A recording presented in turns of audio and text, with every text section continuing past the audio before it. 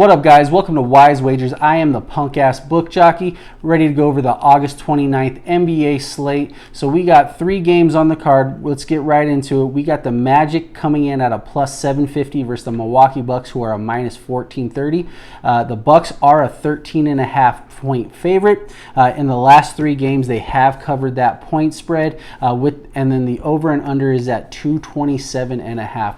I do like the over in this matchup. The last few games have showed they've went over that as well. The Bucks have covered with the 13.5 points in the last 3 games. I still do not feel confident about that just because game 4, what happened? The Bucks came out, the Magic came out ready to play. They were in that game probably for about to the last 4 minutes of the game, and then the Bucks just took over. So I would still stay away from the 13.5 points and just go with the over and the under. With OKC versus Houston, OKC is a plus 165 dog, with Houston coming in at minus 235. Houston is also a 5.5 point favorite, and the over and under is 226.5. I do not like the over or the under in this situation. When this game was supposed to be played on Wednesday, the over and under was 221. I like that a lot. I thought it was a great place to put the Rockets and OKC to put your money on and take that over. 226.5, the way these teams have been playing, is a lot of points, and I just don't think they're going to get there.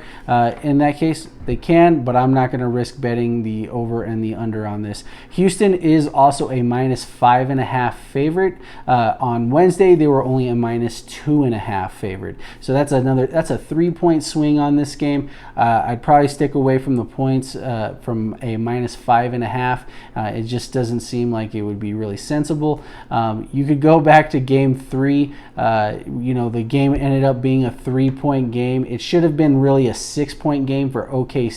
PJ Tucker hit that 54-footer and made a lot of people mad, because what happened is that OKC did not cover their bet. It was pretty comical that he did hit that 54-footer. He couldn't hit a 3-pointer in that game to save his life from the corner from his favorite spot. So let's move on to the Blazers and the Lakers. I do like the under in this game. It's at 223.5. The Blazers are a plus 750, and the Lakers are a minus 1430.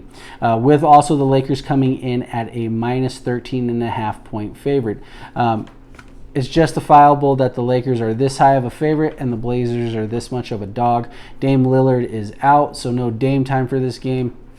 Even if somehow the Blazers do pull it off, Dame is out for the season, so I think the Lakers will end this series on Saturday and move on to the next round. 13.5 points, it's definitely a possibility. The Lakers have covered that in the last 2 out of the last 3 games. I still would not take the 13.5 points. There is value on the under. I do see this game ending something similar to game 2, where it was 111 to 88. I see this game being 112 to 88, something similar like that. You could see the Lakers being have all their starters out going in 5 minutes into the 4th period. No LeBron, no AD. They're just coasting in, so I would take the under.